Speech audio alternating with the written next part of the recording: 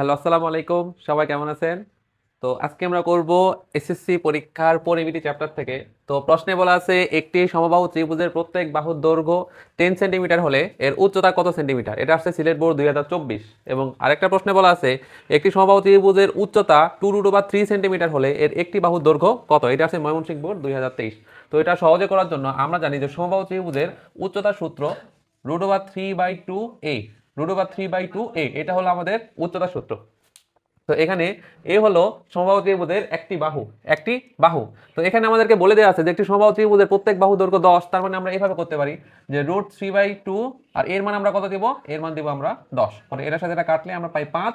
তো উত্তর পেয়ে যাচ্ছি আমরা 5√3 সেন্টিমিটার, অর্থাৎ হলো আমাদের খ নাম্বারটা উত্তর। আবার বলতেছে যে একটি সমবাহু ত্রিভুজের উচ্চতা 2√3, উচ্চতা 2√3, অর্থাৎ উচ্চতার সূত্র ফলাবো সমবাহু ত্রিভুজের √3/2 এ সমান সমান 2√3। এটা সমবাহু ত্রিভুজের উচ্চতা, আর এখানে উচ্চতা দেওয়া আছে কত? 2√3 আমরা নিলাম। পরে আমরা কি করতে পারি? এই √3 সাথে √3 কাটা দিতে পারি। তাহলে এই পাশে 2 এই পাশে গেলে কি হয়ে যায়? এর সমান সমান 2 গুণ 2, অর্থাৎ কত হয়? এর মান 4, অর্থাৎ 4 সেন্টিমিটার। এটার উত্তর কত হবে? 4 সেন্টিমিটার।